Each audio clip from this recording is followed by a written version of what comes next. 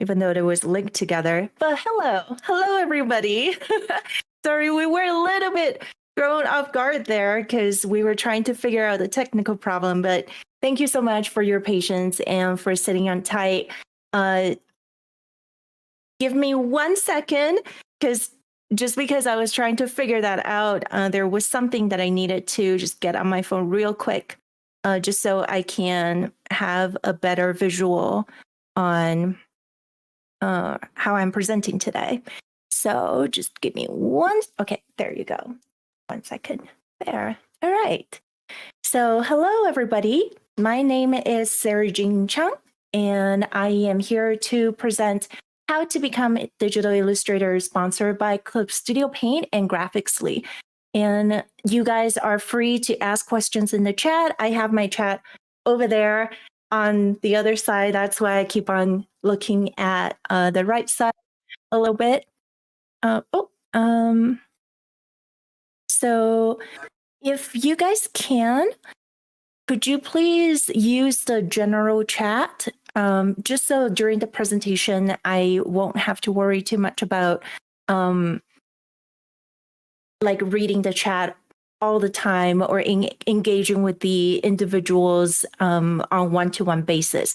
So if you guys can message me or ask your questions in the general chat, that would be really fantastic. And then later on, if we have some time, I would love to get into like one-to-one conversation if you have more specific questions. Does that sound okay?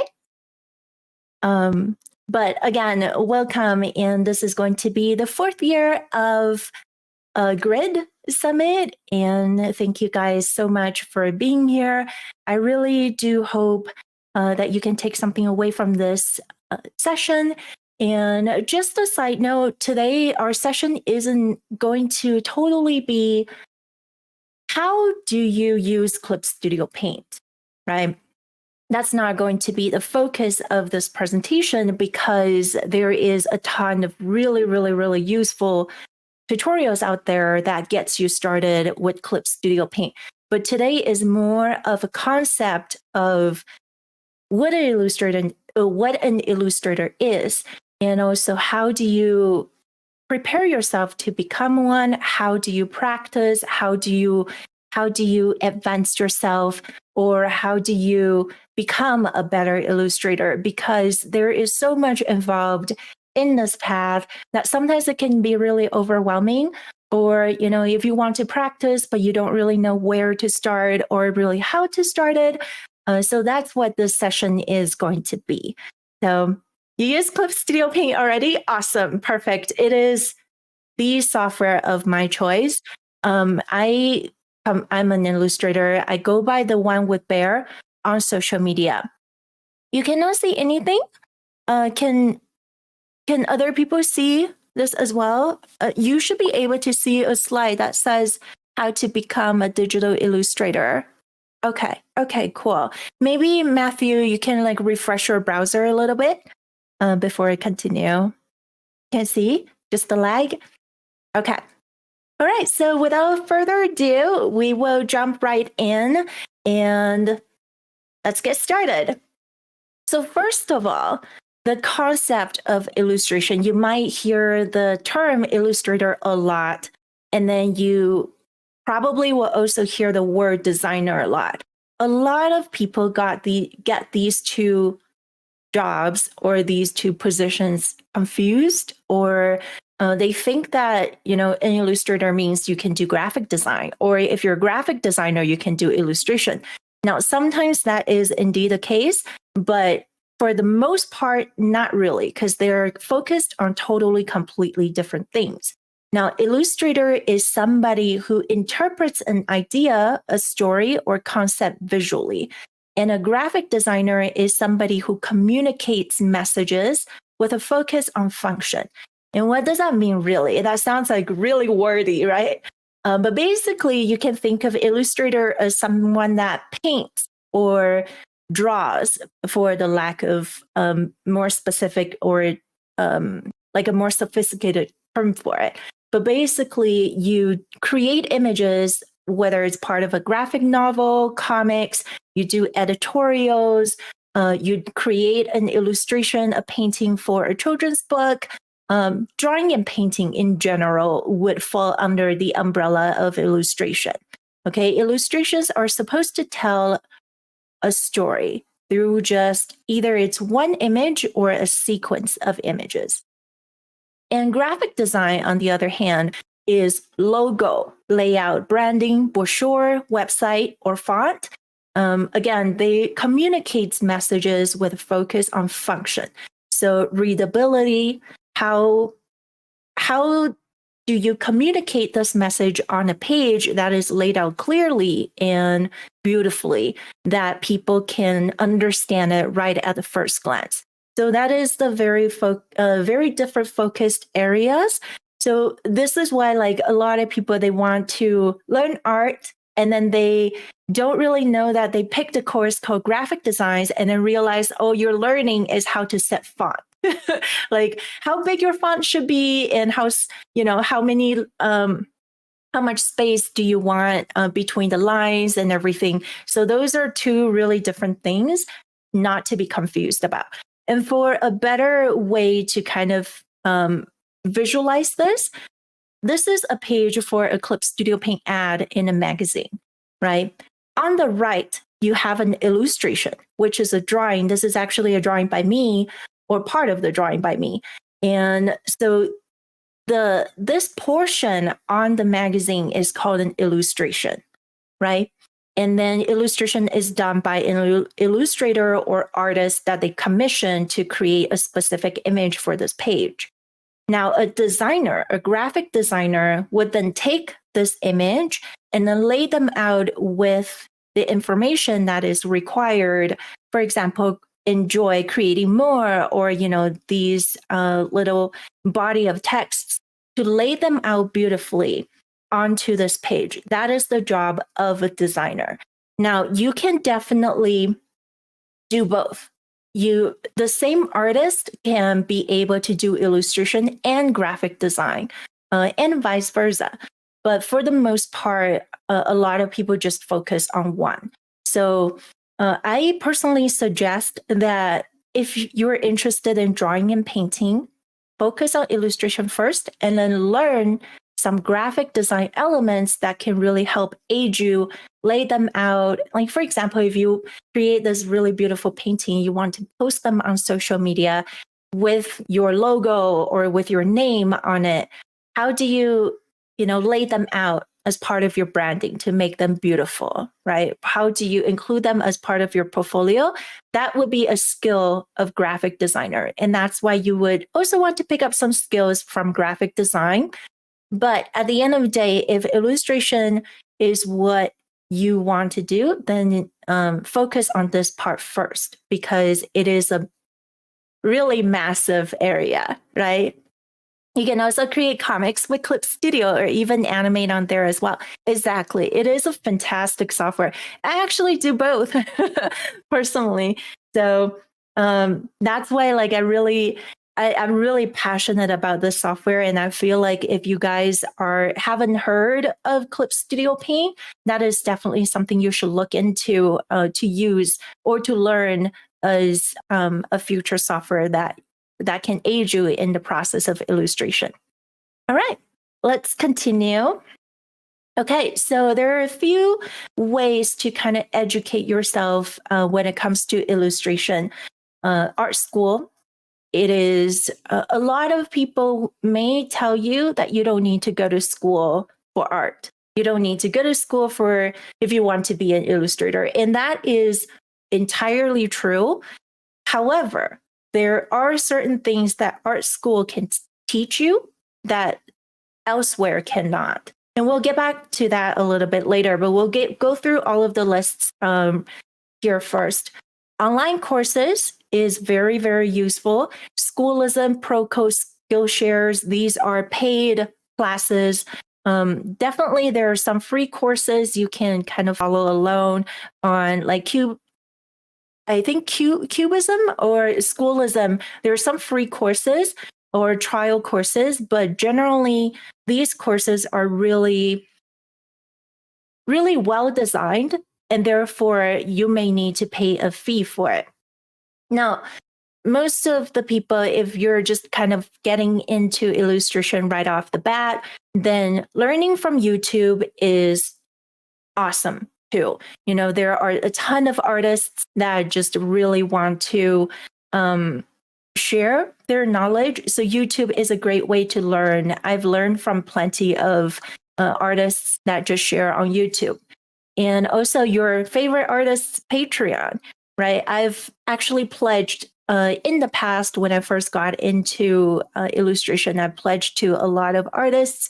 Sometimes it's just $10 a month to your favorite artist, and then they will show you either their work files or their show you videos, process, etc., and you can learn from there. Or another last part is self-teaching. So self-teaching would be probably a little bit more challenging, but a lot of people also have the resources nowadays to do that. Like this is the easiest time to self-teach compared to any time in the past, just due to the vast amount of resources online, right? So self-teaching also includes reading books. I know that I know people will say that libraries are outdated.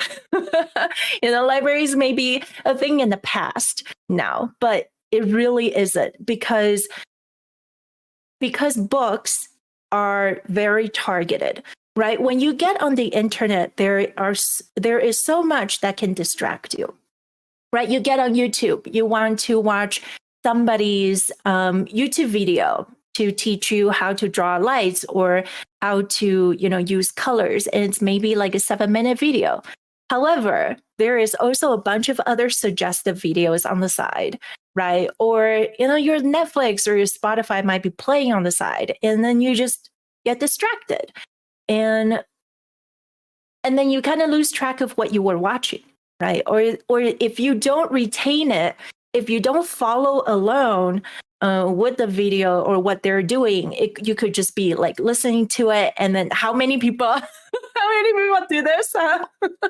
I know I do it. How many people do it in the chat? I see all the emotes floating up. Me just getting all kinds of distracted, right?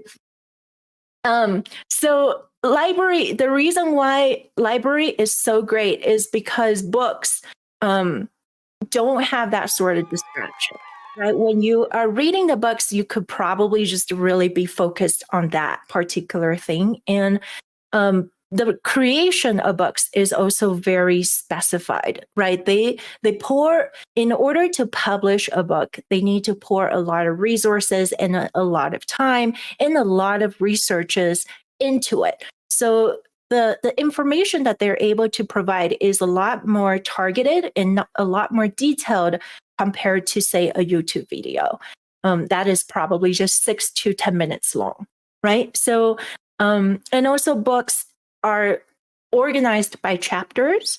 So they kind of like lead you into a subject, or you can just jump to the subject right away. And therefore, I highly recommend books, even though this is year 2023 and it might be an old person thing.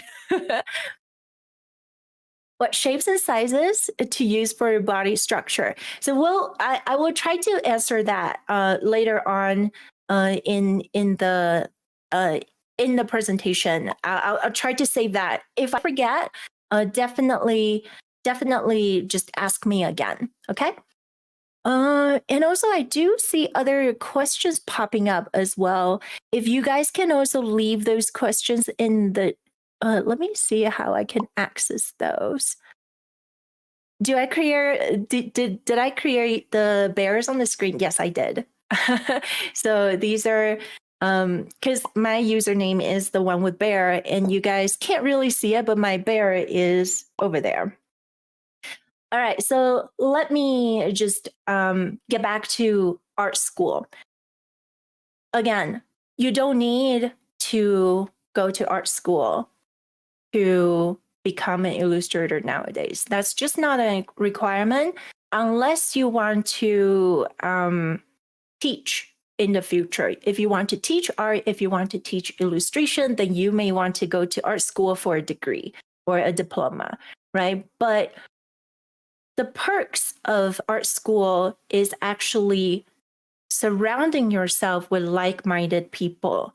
Put yourself in a space where it is motivating and also people are disciplined or you're given deadlines. So sometimes the thing about school is that it really kind of forces you into a space where you have to learn the mentality of being an illustrator in the real life, right? It prepares you mentally for what is to come as being an illustrator in the society, right? So you're given a particular project, you're given a particular goal. You are asked to create this thing using this particular concept or to communicate this concept within this given time frame.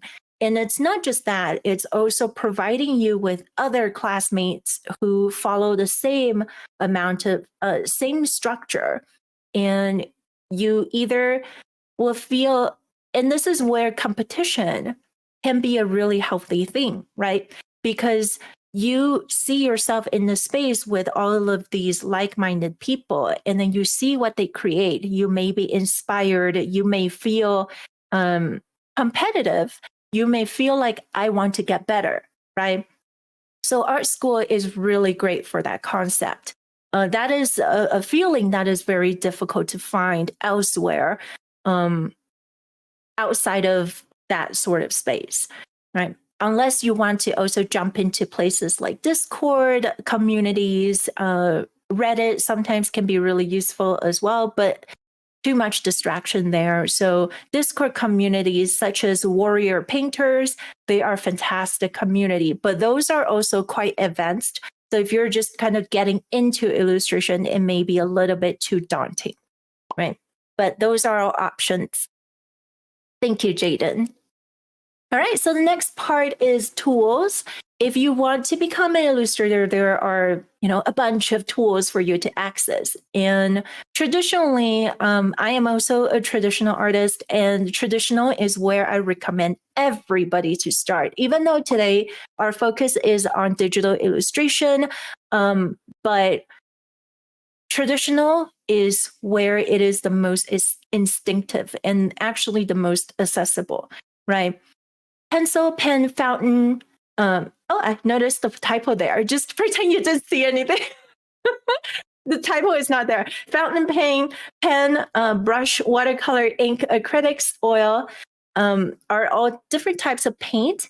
And then canvas, paper, sketchbooks are really, really, really accessible. And they're also very affordable compared to having to jump into like getting all the hardwares for digital art, right? Even though digital art has a ton of longevity to them. And you can also, like, for example, you can have like 100 sketches in your hardware, right? Stored on your PC, your Mac, your tablets.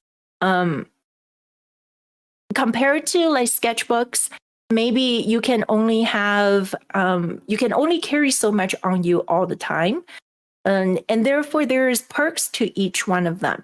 However, the best way to learn foundation is actually still through traditional means. And the reason for this is because traditional is slower, right? When I'm drawing in a sketchbook, if I make a mistake, what do I have to do? I have to use an eraser, right? Whereas in digital art, you just Control Z. You hear them say Control Z all the time, that is undo. But because fixing a mistake is more difficult in traditional form, and therefore you would be more mindful about each stroke that you put down, right? So, for example, you would think a little bit more, you will observe a little bit more each time you lay down a stroke. And this is why I always recommend, if you're really new to art, use a sketchbook, use a pencil, okay? I know it's very tempting in this era. You see all of your favorite artists using maybe iPad, also using Clip Studio Paint, using a Wacom tablet, etc. And those are all really, really, really great. But and I'm definitely saying that you are able to become an illustrator that way as well. but it is simply easier for you to kind of discipline yourself through traditional means first, and then you can move on. Is there any other program that you recommend for tablets besides Clip Studio Paint? I am personally just a huge Clip Studio Paint fan. I have to say that I have used quite a lot. I enjoy Procreate, that's for sure. And I definitely also think that Procreate is what a lot of people use and recommend these days as well. However, just for myself and for my own use, I feel like when it comes to the versatility and also for the longevity and the potential, I really highly recommend Clip Studio Paint over Procreate. And the reason for this is because Clip Studio Paint allows you to do so many more things that a tablet specific app is not able to do, right? And then I'll also show you guys, there are so many things that you can use in Clip Studio Paint that can help you as a creator, such as the 3D models, such as the materials, such as tones, such as the auto color process as well. So there's a lot more to it compared to a tablet app, right? What would be the best background to draw for newbies? We'll also get to that later. I'll try to answer that later. Tutorials recommend on YouTube to learn these different illustration programs or animation programs. Yes. So for Clip Studio Paint, I actually personally have a playlist on Wacom's channel. If you search for the one with Bear, just my username on YouTube, I actually did an introduction to Clip Studio Paint to showcase some of the features that I find to be the most useful on Wacom's YouTube channel. However, there are also a ton of other, you can just basically search for Clip Studio Paint for beginners. There is a ton of really, really, really good information out there. All right, so let me get to, so Caitlin, I see your questions, but let me get to the drawing part of it a little bit later. So because we do have a lot of materials to get through today, also just on kind of building yourself and preparing yourself to become an illustrator. Okay, so software, Clip Studio Paint, I highly, highly, highly recommend as a professional artist. I actually use a ton of other ones. I have used them. I was a very long time user of another software, but I personally think that Clip Studio Paint simply has the most amount of potential, right? And then for hardware, if you have a desktop computer needs to be combined with a drawing tablet, right? So a desktop computer means PC or Mac.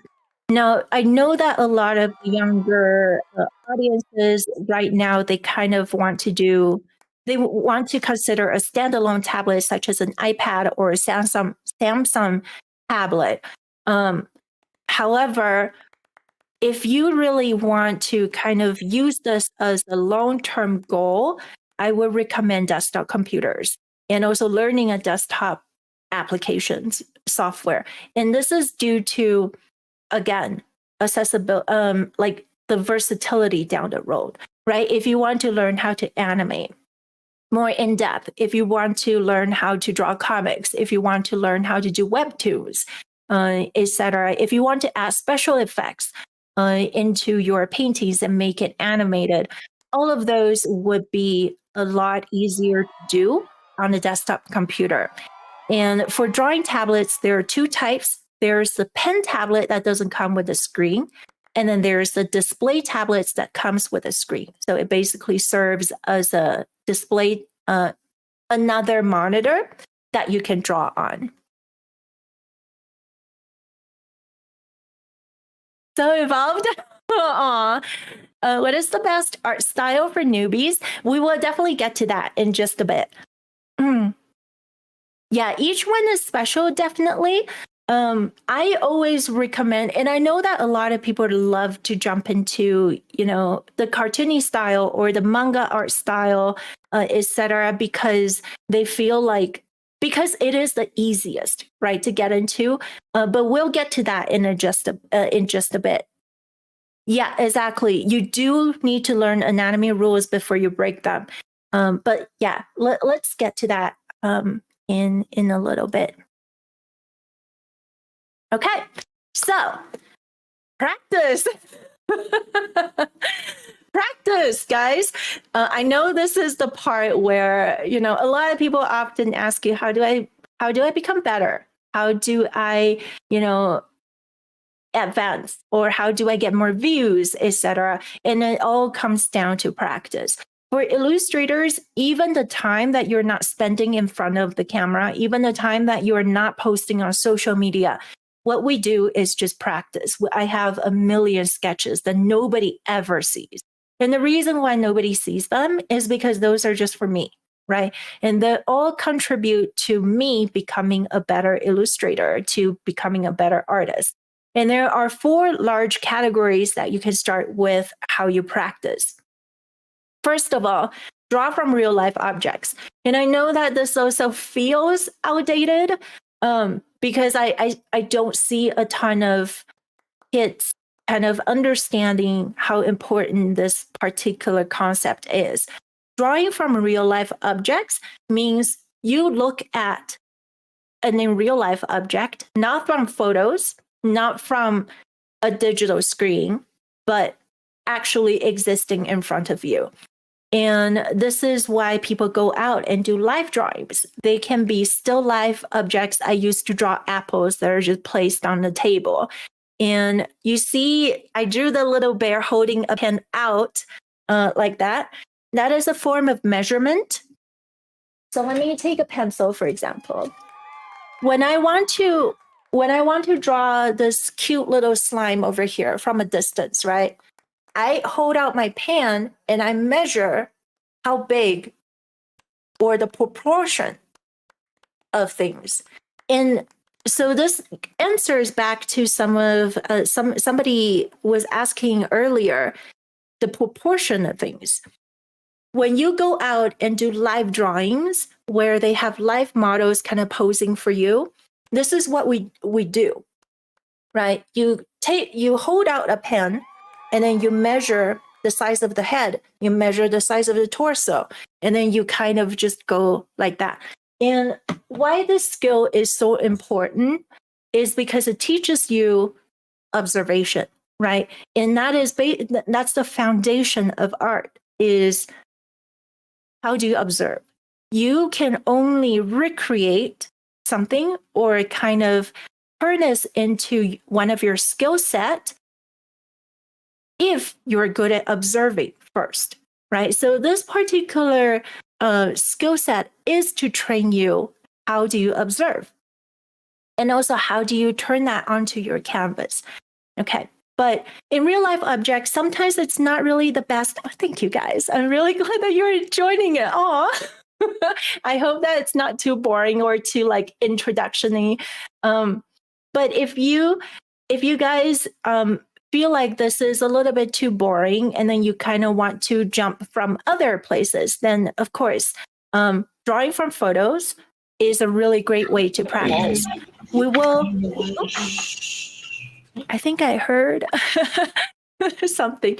Drawing from photos is something that many people do. Many professional people do.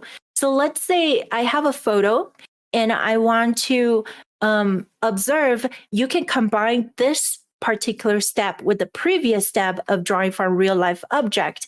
You can have the photo, try not to zoom in on this photo. You just have the photo like that, fixed, right? Don't move it. Don't do anything else to it. And then you use this and then you still compare, like don't zoom in, try not to zoom in. You compare the proportion of her face, like how high is her hairline to the middle of her eyes, to the nose, to the mouth. And then you try to grid it first. Grid. It's the 4th-year anniversary. You try to grid it first, and then you recreate it on another canvas, right? So drawing for photos is an extremely important thing to practice. Now, the next step is tracing over photos. And this particular photo I got from Proco. I actually purchased the Proco's course.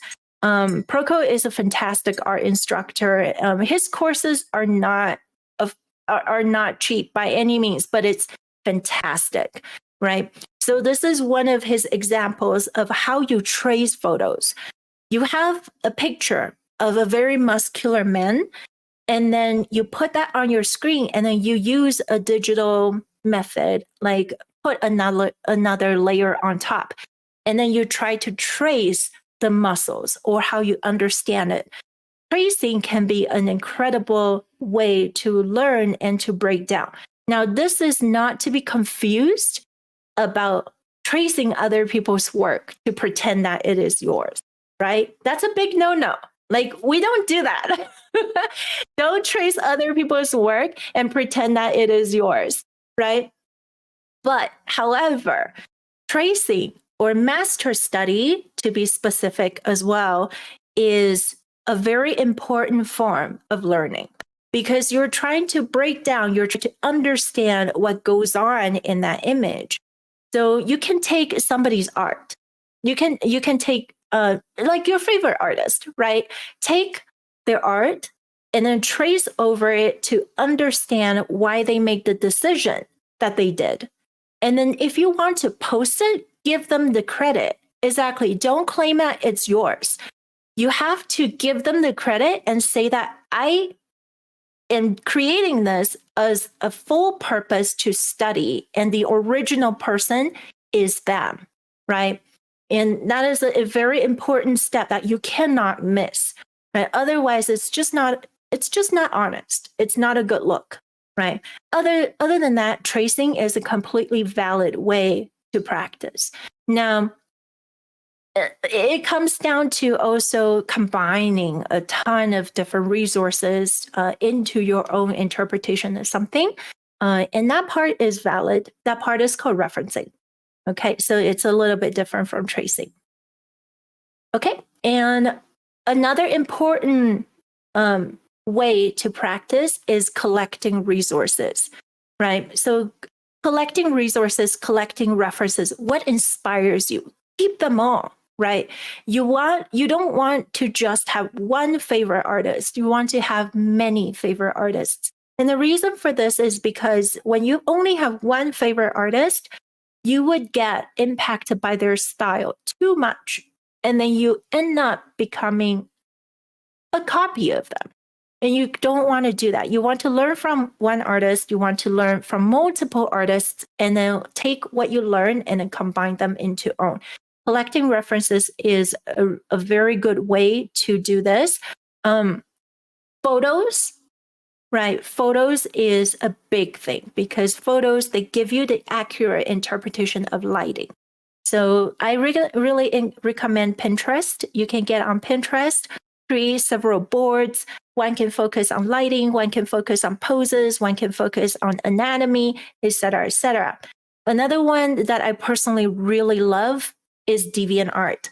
I know that many people don't really use DeviantArt anymore, but I personally love the way that it displays everything. Right, it's a really beautiful way to collect everything together. I have several favorite galleries that I kind of just sort them into different boards. Like this one, for example, this is my own collection, my environment gallery on DeviantArt. So if you find me on DeviantArt and then you go to my favorites, you can see all of the stuff that I have collected. I just really love kind of surrounding myself in this space. I personally kind of enjoy it a little bit more than Pinterest, simply because I feel like it's a little bit more targeted, right? I love Pinterest too, but it can also be so distracting sometimes. It's just like rabbit hole. Continue. AI art isn't real. I agree with that. My DeviantArt is also the one with bear. So I am the one with bear everywhere. So I'm pretty easy to find. And I apologize. There were a lot of things that I didn't get to read earlier just because I really need to get through all of this as well. Okay. And then another one that I feel like a lot of the people kind of neglected or don't really know that this is also one of a method is YouTube. Screenshots, guys, screen captures, YouTube, trailer videos, music videos, I don't know what have you, or even just sometimes when people are talking about certain things, like some YouTubers that you really like, and they have some nice lighting in their room, and they're just talking, you know, they have this really natural expression on their face or funny expression on their face. Pause it, screen capture it, right? So I have like folders and folders of a ton of different screen captures of just trailers, movie trailers, or you know, music videos where I find, hey, I really like that shot, right? And that shot resonated with me, and therefore I want to collect it. I don't really, and to me, it is a lot more cohesive and even more inspiring and more connected compared to another random picture that I found on Pinterest, right? So YouTube video is definitely a really great way to kind of keep in mind. And that's also another thing, another mindset that I want to recommend people is always be mindful of what you're consuming, right? Even though it could really just like sometimes people can kind of forget what they're watching. You're watching a movie, but then you're really kind of just following along. You're not paying attention to the composition of each screen. But what makes a really great illustrator is that they're always looking for inspiration, right? They're constantly, bye. Thank you guys so much for hanging out. What resources do you use to get different brushes digitally? I use Clip Studio Asset Store, and I also designed them on my own. So, and also DeviantArt has a ton of digital brushes to download as well. But generally speaking, you can find quite a bit on the Clip Studio Asset Store, and they're free. Okay. So, a few things that you really want to focus on, or areas that you want to be mindful of, and this comes back to what I was talking before. What do you look for when you are trying to learn, when you are trying to practice, right? First of all, it is form. And this is something from inside Clip Studio Paint. And also another reason why I highly recommend Clip Studio Paint over other software, it has built-in 3D objects for you to study from, that you can light it from all sorts of angles. You can post them yourself. I have a video on Wacom's channel that teaches how to navigate these models to kind of use them as your resource. So you want to pay attention to form, proportion, you know, how wide is a person's shoulders, because everything in life is 3D, right? It is all 3D objects. Even paper, when you fold it up, it now becomes a 3D form. So you want to understand how a form curls, how a form casts shadow and also catches light, right? So pay attention to form. No, you don't have to upgrade. You don't have to upgrade to. Oh, actually, I don't know what you're referring to. If you're referring to something on Grid, or are you referring to something in Clip Studio Paint?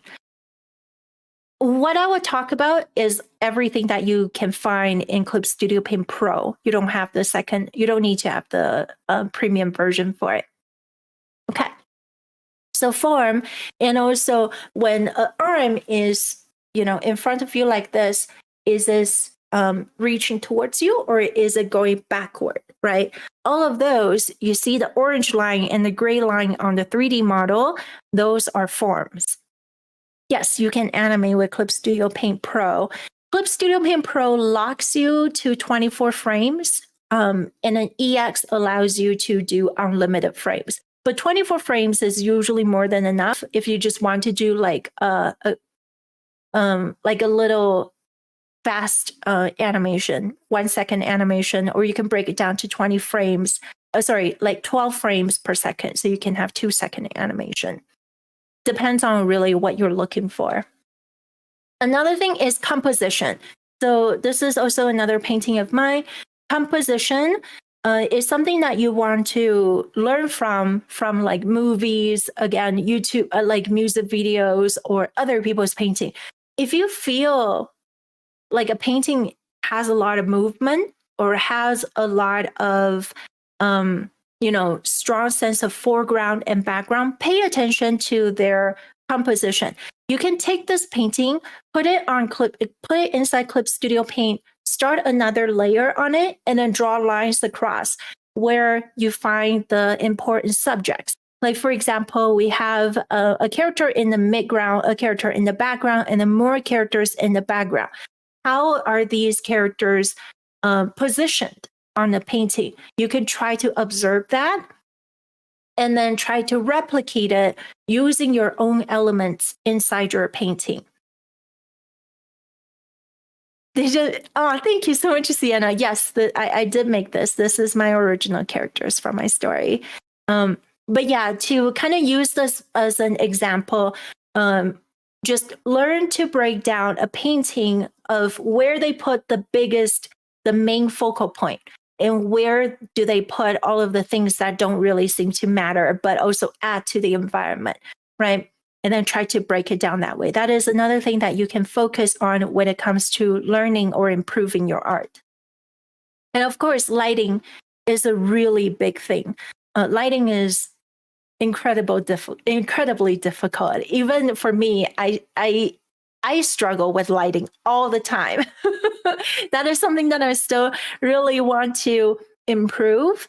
And that's also another point about being an illustrator, is you're always improving. It is a never-ending journey, really. There is always something more to learn. So remain humble is very important, right? So lighting, for example, here we have two main characters that are the focal point. The lighting is coming from this part, and then because her face is facing the light, so she is very drastically in light, whereas the side of her where, the form, because it is a 3D form that curls backwards, this part is going to be in shadow, right? Whereas he is slightly away from the light source. However, he is also still in the light source, so you can make out the silhouette of his face as well. And then they pull back on the lighting in the background, so it's very subtle. And then everyone else around them is in shadow, right? And this would kind of pull your visual cue into the center. And therefore, lighting is a very, very powerful thing when it comes to focusing people's attention on the piece, right? So that is something that you definitely want to learn, definitely want to pay attention to. And expression. So expression is another thing that I feel like is a very resonating aspect of art, right? Because even though you can draw everybody like super pretty and like everybody is just, number one expression, no expression, or, looking very solemn, but there is a lot of emotions that can carry through even with just that, right? Because people can tell stories with just their eyes. How are they telling that, right? Is it the eyebrows? Is it the lower eyelid? Is this the little curling of the lips? Like, what is it about a face or about an expression makes you feel something, right? You want to collect those as well. You may not need to use them right now, but you may use them later down your career, if you want to practice, if you want to give a character more life, right? Like, for example, right now you're looking at him, he's sensing anger. He is sensing sadness.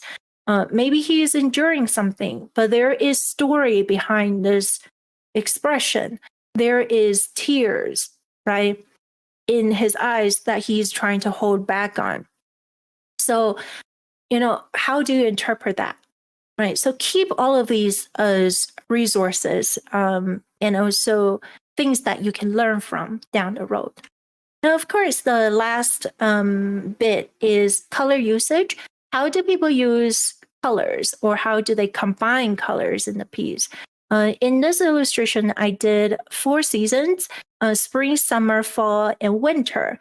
Like in each, I try to use different palettes to represent a season, right? Or something that to contrast it. Like for spring, I thought of, just cherry blossoms, right? So cherry blossoms, but how do I use the color to contrast that and to make it a little bit more interesting?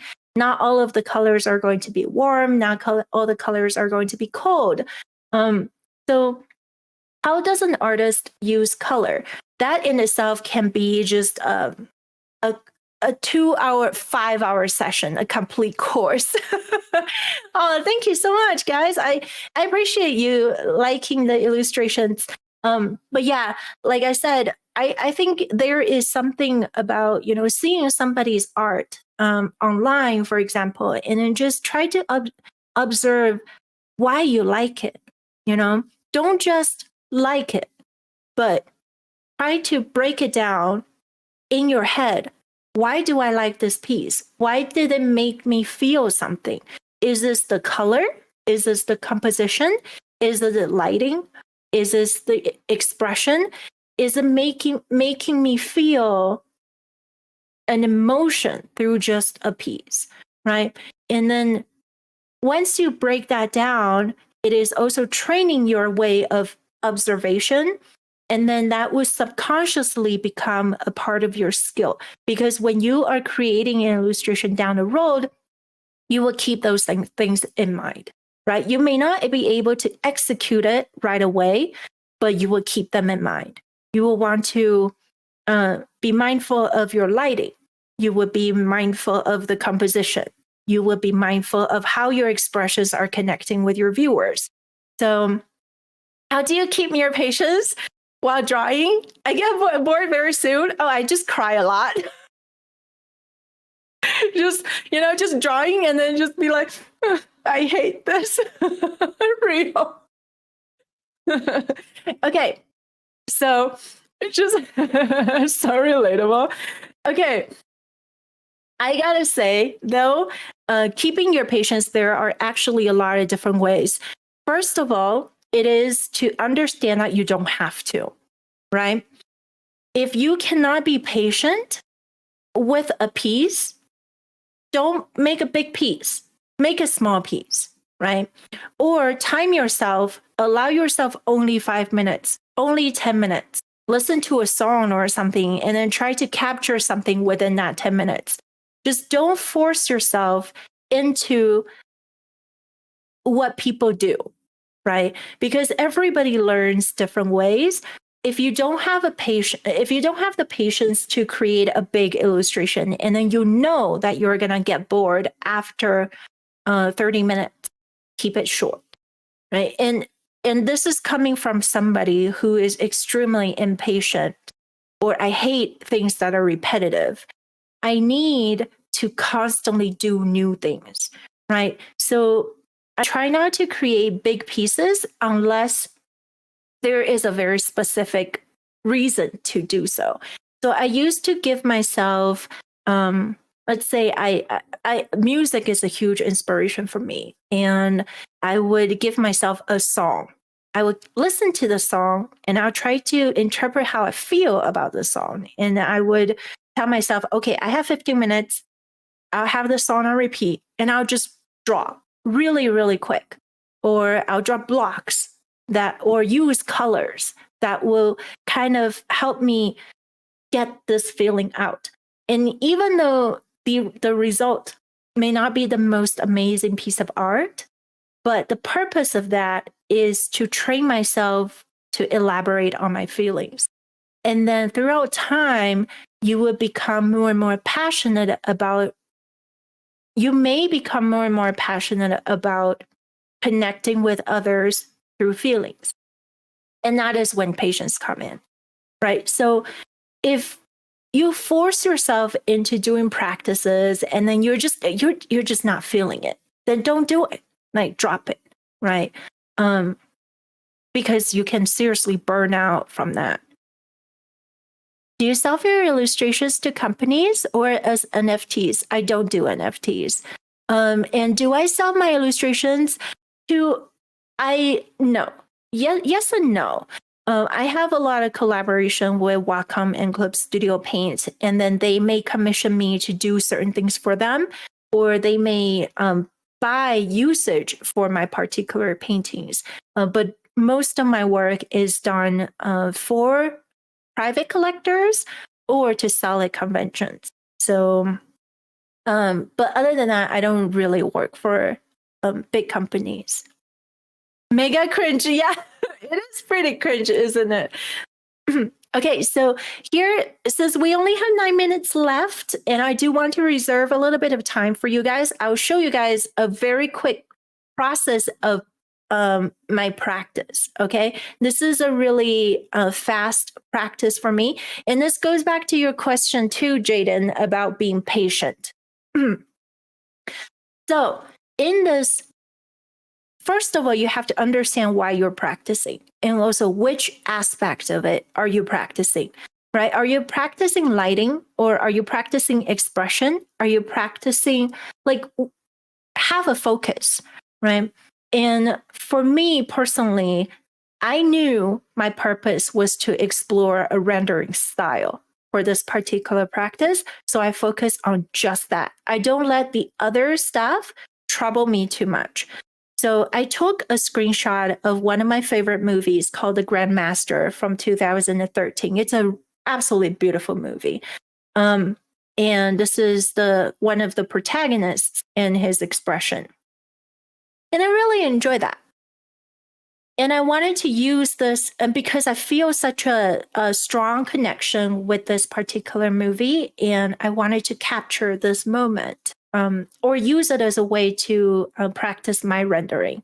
Right. What computer do you use? I built my own. This is a PC. Okay, so I took a screenshot. I put it into my Clip Studio Paint. And I lowered the opacity over here. You can see on the side. I lowered the opacity so you can only see like kind of the outline of the very focused stuff, but all of the other things are kind of pulled back. And the next step is I traced over it. And this portion is to save me time, right? Because today my focus is not on how good I am in terms of making it look like him, right? I don't want to spend the time there. And so I just want to get through this step really quickly. I don't want to spend forever to measure where the eyes are, because if you're impatient, you're probably going to lose your patience right here, right now, right? Like when you're measuring the eyebrow, screw this. It just doesn't look like him. Oh, whatever. And then you just kind of give up. But if you know that this is the step that you don't want to you don't want to focus on right now. Thank you. You don't want to focus on right now, then make yourself skip it. And then the next part, I disable the screenshot.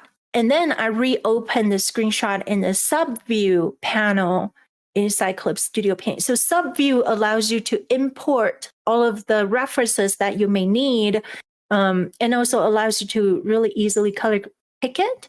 So I use the subview, and this is called, I'm going to type it in chat. The one with there. I'm typing in chat. So this is subview palette in Clip Studio Paint. Okay, if you guys want to use references, this is a really good way of using it. And then, so I have the references inside the subview panel. And then from here, I observe the lighting. Okay, I try to break it down. So it's a combination of tracing, but also observing, right? So then I kind of look at myself, break down his facial form and proportion, and then build on top. This is actually a watercolor brush that I created with a combination with some of the other stuff that I found on Clip Studio Paint Asset Store. Okay, so then I knew that my purpose was to lay down the value, to break down, okay, there is a little bit of that light source coming down over here, and then this part is all in shadow. How do I then lay that down with the sketch lines to create the style that I want, right? So because I've saved so much time in this initial step, that I was able to maintain that patience later on, because you can see the results a lot faster. And I know that many people may tell you this is cheating, but cheat away, right? Because when it comes to learning and growing, you should use everything that you can to help maintain yourself, to maintain your motivation, right? The only time that you should not cheat is if you take somebody's work and pretend that is yours. If it's not, it's not, right? But if you're doing practices, then you do everything in your power to make your life easier, right? So can you drop the link? Which one, which link would that be? Oh, is it the YouTube link? I think it's just you I think it's just YouTube, the one with Bear. And then the last part is just I wrote down the conversation, I guess, or with the lines from the movie. And then because he is trying to pull back his tears while being stern, so then I put a little bit of redness in his eyes to represent that, right? Okay. So after all of that, that is really just kind of a way for me to keep myself motivated and willing to continue practicing. Number one, find something that you really like. Thank you, guys. Find something that you really like, that you really feel passionate about, that you really want to practice from. Like form that connection with the thing that you are practicing, right? And then second of all, don't try to do everything. Find one thing to focus to practice, right? Whether today it's form, whether it's lighting, whether it's composition, just find one thing. You can cheat on all of the other steps, right? And then just focus on one particular category. And then later on, you kind of build, don't just practice one forever, right? You want to practice multiple things. You practice one thing today and practice the other tomorrow. And kind of just make it small enough for you to digest, right? So after all of that, of course, it is the one question that keeps plaguing, I think, our generations is social media. Social media is the bane of my existence. Okay, I absolutely don't like it. Me too. I know. I sympathize, honestly, and I feel like this is the part where a lot of people, they just